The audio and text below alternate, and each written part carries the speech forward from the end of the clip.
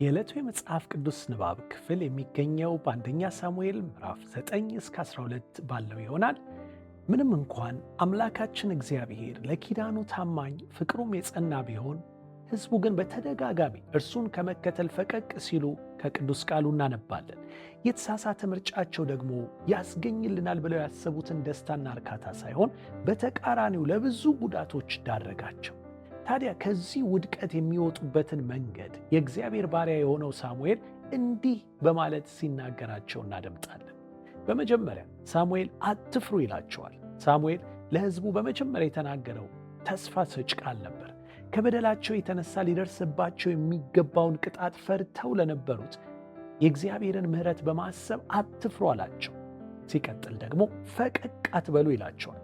ይህን ሁሉ ክፋት አድርጋቸዋል፣ ሆኖም እግዚአብሔርን በፍጹም ልባቸው አምልኩት እንጂ እግዚአብሔርን ከመከተል ፈቀቅ አትበሉ ይላል። በእውነተኛ ንስሐ ወደ እግዚአብሔር ስንመለስ እርሱን ከመከተል ፈቀቅ እንዳንል ከውስጣችን ልንፈልግ ይገባል።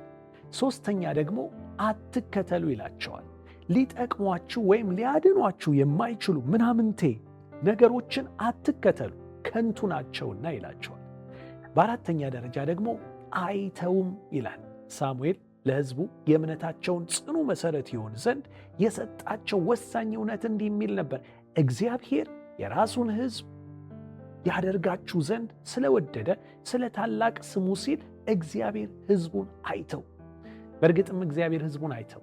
ይህንን የተረዱ ሁሉ ከዚህ ፍቅር ማን ሊለየን ይችላል በማለት በእርሱ ላይ ማረፍ ይችላሉ።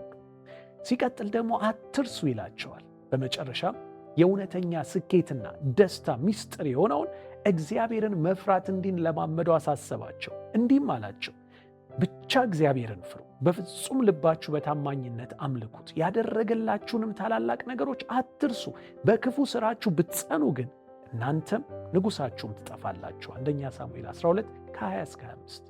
እናም እንዲህ ብለን እንጸልይ። አባት ሆይ እኛም አንተን ከመከተል ፈቀቅ ብለን ሊጠቅሙን ሊያድኑን የማይችሉ ከንቱ ነገሮችን እንዳንከተል ይልቁንም ያደረክልንን ታላላቅ ነገሮች ሳንረሳ በፍጹም ልባችን በታማኝነት አንተን እንድናመልክህ በጸጋህ እርዳን።